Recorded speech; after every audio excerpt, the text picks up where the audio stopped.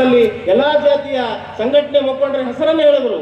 ಅಂತ ಎಲ್ಲಾ ಸಂಘಟನೆ ಮುಖಂಡರು ಈ ಸಮಾವೇಶದಲ್ಲಿ ನಾವಿದ್ದೀವಿ. ಆದ್ರೆ ಇವತ್ತು RSS ಬಗ್ಗೆ ನಾವು ಅರ್ಥ ಮಾಡ್ಕೋಬೇಕು, RSS ನವರಿಗೆ ನಾವು ತಿಳುವಳಿಕೆಯನ್ನು ಹೇಳಬೇಕು. ಯಾಕಂದ್ರೆ ಪ್ರಬುದ್ಧ ಭಾರತ ಆಗ್ಬೇಕಾಗಿತ್ತಂದ್ರೆ ನೀವು ಕಾಂಗ್ರೆಸ್ ಅವರ ಮುಖಾಂತರ ಆಗಿರ್ಬೋದು, ಸಂವಿಧಾನದ ಮುಖಾಂತರ ಆಗಿರ್ಬೋದು, ನೀವು ತಿಳುವಳಿಕೆಯನ್ನ ಪಡ್ಕೋಬೇಕಾಗ್ತದೆ ಅಂತಕ್ಕಂಥ ಮಾತನ್ನ ಹೇಳ್ಬೇಕಾಗ್ತದೆ.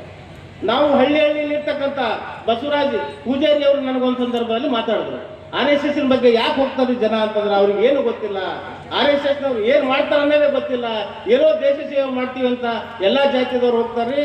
ಅದು RSS ಏನು ಅಂತಕ್ಕಂಥದ್ದು ಗೊತ್ತಾಯ್ತಂದ್ರ ಯಾವ ಬ್ಯಾಕ್ವರ್ಡ್ದವ್ರು ಹೋಗಲ್ಲ, ಯಾವ ಮುಂದುವರೆದ ಜಾತಿದವ್ರು ಹೋಗಲ್ಲ, ಯಾವ ದಲಿತರು ಆ ಸಂಘಟನೆಗೆ ಹೋಗಲ್ಲ ಅಂತಕ್ಕಂಥ ಮಾತು ನನ್ನ ಜೊತೆ ಚರ್ಚೆ ಮಾಡಿದ್ರು. ಆ ಕಾರಣಕ್ಕಾಗಿ ಇವತ್ತು ಚಿತ್ತಾಪುರದಲ್ಲಿರ್ತಕ್ಕಂಥ ಜನತೆ ಇವತ್ತು ನಾವು ಅರ್ಥ ಮಾಡ್ಬೇಕು. ಇವತ್ತು ಸಮತಾ ಸೈನಿಕ ದಳದವರು ಒಂದು ಪಥಸಂಚಲನ ಅಂತ ನಾವು ಅನ್ಕೊಳ್ಳೋದಕ್ಕೆ ಬಾಬಾ ಸಾಹೇಬ್ ಅಂಬೇಡ್ಕರ್ ಅವರು ಇರ್ತಕ್ಕಂಥ ಸಂದರ್ಭದಲ್ಲೇ ಹುಟ್ಟುಕೊಂಡಿರ್ತಕ್ಕಂಥ ಸಮತಾ ಸೈನಿಕ ದಳ ಅದು ಶಿಸ್ತಿನ ಸಿಪಾಯಿ. ಆದರೆ ಸಮತಾ ಸೈನಿಕ ದಳದವರು ಕೈಯಲ್ಲಿ ಬಡಿಗೆಯನ್ನು ಇಟ್ಕೊಂಡಿರ್ತಕ್ಕಂಥ ಜಾಥವನ್ನ ಮಾಡ್ತಕ್ಕಂಥ ನಮ್ಮ ಬಾಬಾ ಸಾಹೇಬ್ ಅಂಬೇಡ್ಕರ್ ಕಟ್ಟಿರ್ತಕ್ಕಂಥ ಸಮತಾ ಸೈನಿಕ ದಳ ಅಲ್ಲ. ಆ ಕಾರಣಕ್ಕಾಗಿ ಇವತ್ತು ಕೆಟ್ಟ ಸಂದೇಶವನ್ನು ಹೋಗ್ಬಾರದು. ಇವತ್ತು ಶಿಸ್ತಿನ ಸಿಪಾಯಿ ಆಗಿರ್ತಕ್ಕಂಥ ಅಂಬೇಡ್ಕರ್ ವಾದಿಗಳು ಸಂವಿಧಾನವನ್ನು ಒಪ್ಪಿಕೊಟ್ಟಿರ್ತಕ್ಕಂಥವ್ರು ಈ ಕಾರ್ಯಕ್ರಮದಲ್ಲಿ ಭಾಗವಹಿಸೋದ್ರಿಂದ ಇವತ್ತು ನಾನು ಒಂದೇ ಒಂದು ಮಾತು ನನ್ನ ಮಾತನ್ನು ಮುಗಿಸ್ತೀನಿ. ಇವತ್ತು ಏನಾಗಿದೆ ಅಂತಂತಂದ್ರ ಇವತ್ತು ಬಹಳ ಜನ ಅಂತಾರೆ, ಇವತ್ತು ಬ್ಯಾಕ್ಗ್ರೌಂಡ್ನವರೇ ಎಲ್ಲಿ RSS ನಗರ BJP ನಗರ ಅಂತಕ್ಕಂಥದ್ದು ಯಾಕರ ಬಹಳ ಜನ ಅಂತಕ್ಕಂಥದ್ದು ಕೂಡ ನಾವು ಪ್ರಶ್ನೆ ಮಾಡ್ಬೇಕಾಗ್ತದ. ಅದ್ರ ಬಗ್ಗೆ ಕ್ಲಿಯರಿಟಿಯನ್ನ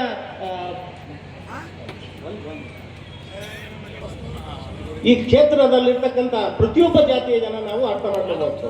ಬಹಳ ಜನ ಹಿಂದೆ ಮಾತಾಡ್ತಾರ, ಪ್ರಿಯಾಂಕಾ ಖರ್ಗೆ ಅವರು ಯಾಕೆ ಮಾತಾಡ್ಬೇಕಾಗಿತ್ತು ಅಂತಕ್ಕಂಥದ್ದು. ನಾ ಈಗಾಗಲೇ ಹೇಳಿದೆ, ಪ್ರಿಯಾಂಕಾ ಖರ್ಗೆ ಅವರು ನಮ್ಮ ದನಿಯಾಗಿ ಮಾತಾಡ್ಯಾರೆ ಹೊರತು ವೈಯಕ್ತಿಕವಾಗಿ ಮಾತಾಡಿಲ್ಲ ಅಂತಕ್ಕಂಥದ್ದು. RSS ನವರು ಇವತ್ತು ಪ್ರಿಯಾಂಕಾ ಅವರು ಹೇಳಿದ್ದು 3 ಸಲ ಇದೇ ಕಾಂಗ್ರೆಸ್ ಸರ್ಕಾರದವರು ಅವ್ರಿಗೆ ಬ್ಯಾನ್ ಮಾಡಿದ್ರು. ಆ ಬ್ಯಾನ್ ಮಾಡಿರ್ತಕ್ಕಂಥ ಹಿನ್ನೆಲೆಯಲ್ಲಿ ಅವರು ರಿಕ್ವೆಸ್ಟ್ ಮಾಡ್ಕೊತಿದ್ರು RSS ನವರು, ಇಲ್ಲ ನಾವು ಸಮಾಜ ಹೊಡಿತಕ್ಕಂಥ ಕೆಲಸ ಮಾಡಲ್ಲ, ದೇಶ ಹೊಡಿತಕ್ಕಂಥ ಕೆಲಸ ಮಾಡಲ್ಲ, ಧರ್ಮ ಹೊಡಿತಕ್ಕಂಥ ಕೆಲಸ ಮಾಡಲ್ಲ, ನಮ್ಮ ಬ್ಯಾನ್ ಅನ್ನ ಓಪನ್ ಮಾಡ್ರಿ ಅಂತ ರಿಕ್ವೆಸ್ಟ್ ಮಾಡಿದಾಗ ಈ ದೇಶದ ಸರ್ಕಾರ ಆ ಸಂದರ್ಭದಲ್ಲಿರ್ತಕ್ಕಂಥ ಕಾಂಗ್ರೆಸ್ ಸರ್ಕಾರನೇ ನೀವು ಒಳ್ಳೆ ಕೆಲಸ ಮಾಡ್ರಿ ಅಂತ ಬ್ಯಾನ್ ಓಪನ್ ಮಾಡಿದ್ರು. ಅದು ಓಪನ್ ಮಾಡಿದ ಮೇಲೆ ಮೊನ್ನೆ ಪ್ರಿಯಾಂಕಾ ಅವರು ಕೂಡ ನಿಮಗೆ ಬ್ಯಾನ್ ಮಾಡ್ರಿ ಅಂತ ಹೇಳಿಲ್ಲ. ಅವ್ರು ಹೇಳಿರ್ತಕ್ಕಂಥದ್ದೇನು ಎಲ್ಲರೂ ಪರ್ಮಿಷನ್ ತಗೋತಾರ, ಆದ್ರೆ ಪ್ರಿಯಾಂಕರ್ಗೆ ಅವ್ರನ್ನು ಹೇಳಿಲ್ಲ ಅದು ಪರ್ಮಿಷನ್ ತಗೋಂತ.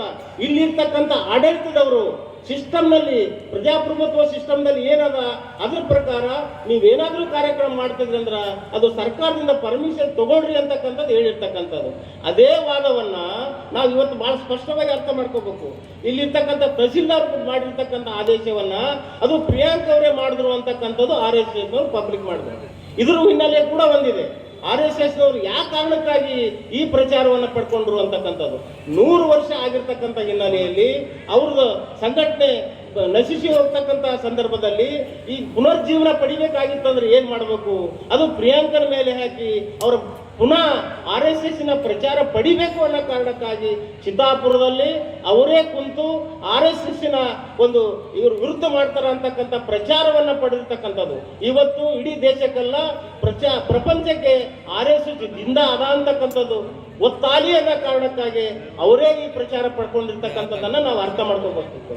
ಅದ್ರ ಜೊತೆಯಲ್ಲೇ ಇವತ್ತು ಡಾಕ್ಟರ್ ಬಾಬಾ ಸಾಹೇಬ್ ಅಂಬೇಡ್ಕರ್ ಅವರು ಕೊಟ್ಟಿರ್ತಕ್ಕಂಥ ಸಂವಿಧಾನದ ಅಡಿಯಲ್ಲಿ ಇವತ್ತು 224 ಜನ MLAಗಳು, 540 ಜನ MP ಗಳು ಎಲ್ಲಾ ಜಾತಿದವರ ಇದು ಸಂವಿಧಾನದ ಆಸೆ. ಇವತ್ತು 26ನೇ ಜನವರಿ ಅನೇಕ ಭಾಷಣಕಾರರು ಅನೇಕ ಜನ ಮಾತಾಡಿರ್ತಕ್ಕಂಥದ್ದು ಈ ಭಾರತ ದೇಶ ಕೇಳ್ಯದ, ಈ ದೇಶದ ಮುಖ್ಯಮಂತ್ರಿಯವರು ಮಾತಾಡ್ಯಾರ, ಎಲ್ಲರೂ ಮಾತಾಡಿರ್ತಕ್ಕಂಥದ್ದು ನಾವೆಲ್ಲರೂ ಕೇಳಿದ್ವಿ. ಅದ ಕಾರಣ ಏನು, ಡಾಕ್ಟರ್ ಬಾಬಾ ಸಾಹೇಬ್ ಅಂಬೇಡ್ಕರ್ ಅವರು ಈ ದೇಶಕ್ಕೆ ಸಂವಿಧಾನ ಕೊಡಬೇಕಾಗಿತ್ತು ಅಂತಂದ್ರೆ ಸುಮಾರು 2 ವರ್ಷ 11 ತಿಂಗಳು 18 ದಿನ ಸತತವಾಗಿ ಈ ಸಂವಿಧಾನವನ್ನ ಬರೀಬೇಕಾಗಿತ್ತು ಅಂತಂದ್ರೆ ಈ ಸಂವಿಧಾನಕ್ಕೆ ಅನೇಕ ಸಲಹೆಗಾರರಿದ್ರು, 7 ಜನ ಸದಸ್ಯರಿದ್ರು, ಇಲ್ಲ ಅಂತ ಯಾರು ಹೇಳಲ್ಲ, ಆದ್ರೆ ಸಲಹೆ ಕೊಡ್ತಕ್ಕಂಥವರೇ ಆಗಿದ್ರು ಹೊರತು. ಆದ್ರೆ ಬಾಬಾ ಸಾಹೇಬ್ ಅಂಬೇಡ್ಕರ್ ಅವರು ಈ ದೇಶದ ಸಂವಿಧಾನ ಬರೀಬೇಕಾಗಿತ್ತು ಅಂತಂದ್ರೆ ಇಡೀ ಪ್ರಪಂಚದ ಎಲ್ಲಾ ಸಂವಿಧಾನಗಳನ್ನ ಓದ್ಕೊಂಡು ಇಡೀ 7 ಧರ್ಮದ ತತ್ವಗಳನ್ನ ಅರ್ಥ ಮಾಡಿಕೊಂಡು ಇಲ್ಲಿರ್ತಕ್ಕಂಥ ನಾವೇನು 36 ಕೋಟಿ ದೇವತೆಗಳಂತೀವಲ್ಲ ಆ ದೇವತೆಗಳನ್ನ ಅರ್ಥ ಮಾಡಿಕೊಂಡು ಸಾವಿರಾರು ಜಾತಿಗಳನ್ನ ಅರ್ಥ ಮಾಡಿಕೊಂಡು ಬಾಬಾ ಸಾಹೇಬ್ ಅಂಬೇಡ್ಕರ್ ಅವರು ಸಂವಿಧಾನ ಸುಂದರವಾದ ಚೌಕಟ್ಟನ್ನು ಕೊಟ್ಟಿರ್ತಕ್ಕಂಥದ್ದು 395 ಆರ್ಟಿಕಲ್ಗಳು ಕೊಡೋದ್ರ ಮುಖಾಂತರ ಸುಂದರವಾದ ಸಂವಿಧಾನವನ್ನ ಈ ದೇಶಕ್ಕೆ ಬಾಬಾ ಸಾಹೇಬ್ ಅಂಬೇಡ್ಕರ್ ಕೊಟ್ಟಿರ್ತಕ್ಕಂಥದ್ದು. ಆ ದಿನವನ್ನ ನಾವು ಸಂವಿಧಾನ ಸಮರ್ಪಣಾ ದಿನ ಅಥವಾ ಸಂವಿಧಾನ ದಿನವನ್ನವಾಗಿ ನಾವು ಕರ್ನಾಟಕದಲ್ಲಿ ಕೂಡ ಆಚರಣೆ ಮಾಡಿದ್ವಿ, ಎಲ್ಲ ಕಡೆ ಆಚರಣೆ ಮಾಡಿದ್ವಿ. ಆದ್ರೆ ವಿಶೇಷವಾಗಿ ಇವತ್ತು ನನಗೊಬ್ಬರು ಪ್ರಶ್ನೆ ಮಾಡಿದ್ರು, ಚಿತ್ತಾಪುರನಲ್ಲಿ ಯಾಕೆ ಇವತ್ತು ಮಾಡ್ತಾ ಇದ್ದೀರಿ, ಇದು ನೀವು RSS ಕೌಂಟ್ರ್ ಏನು, ಯಾಕೆ ಮಾಡ್ಲಕತ್ತೀರಿ ಅಂತಕ್ಕಂಥದ್ದು ಪ್ರಶ್ನೆ ಬಂತು. ನಾವು ಮಾತಾಡಿದ್ವಿ ಇದು RSS ಕೌಂಟ್ರ್ ಅಲ್ಲ ಅಂತಕ್ಕಂಥದ್ದು. ಈಗಾಗಲೇ RSS ಬಗ್ಗೆ ಇಡೀ ದೇಶದಲ್ಲೇ ಚರ್ಚೆ ಆಗ್ಯದ. ಚಿತ್ತಾಪುರದಿಂದ ಪ್ರಾರಂಭ ಆಗ್ಯದ. 100 ವರ್ಷ ಆಗಿರ್ತಕ್ಕಂಥ RSSಗೆ ಇವತ್ತು ಚಿತ್ತಾಪುರದಿಂದ ಪ್ರಚಾರ ಆಗಿರ್ತಕ್ಕಂಥದ್ದು. RSSಗೆ ಇಲ್ಲಿ ಹಿಡಿದು ಕಟ್ಟಿರ್ತಕ್ಕಂಥದ್ದು ಚಿತ್ತಾಪುರ ಜನತೆ ಅಂತಕ್ಕಂಥದ್ದು ಗೊತ್ತಾಗಿರ್ತಕ್ಕಂಥದ್ದು ಈ ದೇಶಕ್ಕೆ. ಅದು ಯಾವ ರೀತಿ ಗೊತ್ತಾಯ್ತು? ನಾವು ಚಿತ್ತಾಪುರ ಕ್ಷೇತ್ರದಲ್ಲಿ ಪ್ರಿಯಾಂಕ್ ಖರ್ಗೆ ಅವರನ್ನ ಪ್ರಬುದ್ಧ ಮತದಾರರು ಆರಿಸಿ ಕಳಿಸಿರ್ತಕ್ಕಂಥ ಹಿನ್ನೆಲೆಯಲ್ಲಿ ನಾವು ಪ್ರಿಯಾಂಕ್ ಅವರನ್ನ ಈ ಸಂವಿಧಾನದ ಬಗ್ಗೆ ಮಾತಾಡ್ರಿ, ಈ ದೇಶದ ನೆಲದ ಬಗ್ಗೆ ಮಾತಾಡ್ರಿ ಅಂತ ಕಳಿಸಿದ್ದೀವಿ ನಾವು. ಆ ಕಾರಣಕ್ಕಾಗಿ ಪ್ರಿಯಾಂಕ್ ಖರ್ಗೆ ಅವರು ನಮ್ಮ ಪ್ರತಿನಿಧಿಯಾಗಿ ವಿರುದ್ಧ ಮಾತಾಡಿರ್ತಕ್ಕಂಥದ್ದು. ಪ್ರಿಯಾಂಕ ಖರ್ಗೆ ವೈಯಕ್ತಿಕವಾಗಿ ಮಾತಾಡಿಲ್ಲ, RSS ಬಗ್ಗೆ ಪ್ರಿಯಾಂಕ ಖರ್ಗೆ ವೈಯಕ್ತಿಕವಾಗಿ ಏನು ಮಾತಾಡಿಲ್ಲ.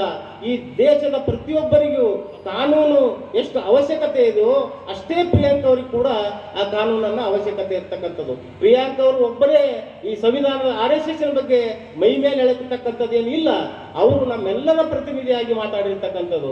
ಆದ್ರೆ RSSನವ್ರು ಏನ್ ಮಾತಾಡ್ತಾರಂದ್ರ ಪ್ರಿಯಾಂಕ ಅವ್ರಿಗೆ ಯಾಕೆ ಬೇಕಾಗಿತ್ತು? ಬಹಳ ಜನ ಏನ್ ಮಾತಾಡ್ತಾರೆ ಈ ದೇಶದ ಜಾತಿವಾದಿಗಳಂದ್ರ ಪ್ರಿಯಾಂಕ ಅವ್ರಿಗೆ ಯಾಕೆ ಬೇಕಾಗಿತ್ತು, ಅದು ಬಹಳ ಒಳ್ಳೆ ಸಂಘಟನೆ, ಅದು ಸಮಾಜ ಸೇವೆ ಮಾಡ್ತಕ್ಕಂಥ ಸಂಘಟನೆ ಅಂತಕ್ಕಂಥದ್ದು. ಆದ್ರೆ ಪ್ರಿಯಾಂಕ ಖರ್ಗೆ ಅವ್ರು ಏನ್ ಮಾತಾಡಿದ್ರು ಅಂತಂದ್ರೆ ನೀವು ಒಳ್ಳೆ ಸಂಘಟನೆ ಯಾವ ರೀತಿ ಮಾಡಿದ್ರಿ ಅಂತಕ್ಕಂಥದ್ದು ಪ್ರಶ್ನೆ ಮಾಡಿರ್ತಕ್ಕಂಥದ್ದು. ಆದ್ರೆ ನಾನು ಪ್ರಿಯಾಂಕ ಅವ್ರ ಬಗ್ಗೆ ನಾನು ಎತ್ತಿ ಮಾತಾಡ್ತೀನಿ ಅಂತಕ್ಕಂಥದ್ದಲ್ಲ, ಪ್ರಿಯಾಂಕ ಖರ್ಗೆ ಅವರು ನಮ್ಮ ದನಿಯಾಗಿ ಮಾತಾಡಿರ್ತಕ್ಕಂಥದ್ರ ಬಗ್ಗೆ ನಾನು ಒಂದೆರಡು ಪ್ರಸ್ತಾಪ ಮಾಡ್ಲಿಕ್ಕೆ ಇಷ್ಟಪಡ್ತೀನಿ.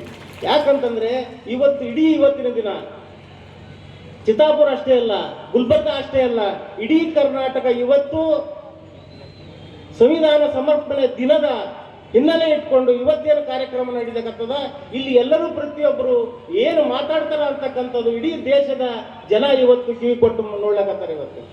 ಆ ಕಾರಣಕ್ಕಾಗಿ ನಾವು ಇಡೀ ದೇಶದ ಜನತೆಗೆ, ಇಡೀ ಕೋಮುವಾದಕ್ಕೆ, ಇಡೀ ಜಾತಿವಾದವನ್ನು ಆಚರಣೆ ಮಾಡ್ತಕ್ಕಂಥವ್ರಿಗೆ ನಾವು ಇವತ್ತು ಈ ಸಮಾವೇಶದ ಮುಖಾಂತರ ನಾವು ಸಂವಿಧಾನ ಸಮರ್ಪಣೆಯ ದಿನದಲ್ಲಿ ನಾವು ಏನು ಅರ್ಥಪೂರ್ಣವಾಗಿ ಮಾತಾಡಬೇಕು ಅದನ್ನ ಮಾತಾಡ್ತಾ ಇದ್ದೀವಿ. ನಾವು ಪ್ರಿಯಾಂಕರ ಪರವಾಗಿ ಮಾತಾಡ್ಲಕತ್ತಿಲ್ಲ, ನಾವು ಬಿಜೆಪಿ ಅವರ ಪರವಾಗಿ ವಿರುದ್ಧವಾಗಿ ಮಾತಾಡ್ಲಕತ್ತಿಲ್ಲ, ಕಾಂಗ್ರೆಸ್ ಪರವಾಗಿ ಮಾತಾಡ್ಲಕತ್ತಿಲ್ಲ. ಅವ್ರು ಪ್ರಶ್ನೆ ಮಾಡಬಹುದು, ಹೌದು ಇಲ್ಲೆಲ್ಲ ಕಾಂಗ್ರೆಸ್ದವರೇ ಸೇರಿರಲ್ಲ ಅಂತಕ್ಕಂಥದ್ದನ್ನು ಪ್ರಶ್ನೆ ಮಾಡಬಹುದು. ನಾವು ಅವ್ರಿಗೆ ಉತ್ತರ ಹೇಳ್ತೀವಿ, ಕಾಂಗ್ರೆಸ್ದವರು ಸಂವಿಧಾನವನ್ನು ಒಪ್ಕೊಂಡಿರ್ತಕ್ಕಂಥವ್ರು, ಕಾಂಗ್ರೆಸ್ದವರು ಈ ದೇಶದ ಪ್ರಜಾಪ್ರಭುತ್ವವನ್ನು ಒಪ್ಕೊಂಡಿರ್ತಕ್ಕಂಥವ್ರು, ಕಾಂಗ್ರೆಸ್ದವರು ಈ ದೇಶದಲ್ಲಿ ಕೋಮುವಾದವನ್ನ ನಡಿಬಾರ್ದಂತಕ್ಕಂಥದ್ದು ಒಪ್ಕೊಂಡಿರ್ತಕ್ಕಂಥವ್ರು, ಕಾಂಗ್ರೆಸ್ದವರು ಈ ದೇಶ ಅಭಿವೃದ್ಧಿ ಪಥದತ್ತ ಹೋಗ್ಬೇಕು ಅಂತಕ್ಕಂಥ ಒಪ್ಕೊಂಡವರು. ಅಂತ ಮನಸ್ಸಿರ್ತಕ್ಕಂಥವ್ರು ಈ ಸಮಾವೇಶದಲ್ಲಿ ಭಾಗವಹಿಸೋದ್ರಲ್ಲಿ ಏನ್ ತಪ್ಪದ?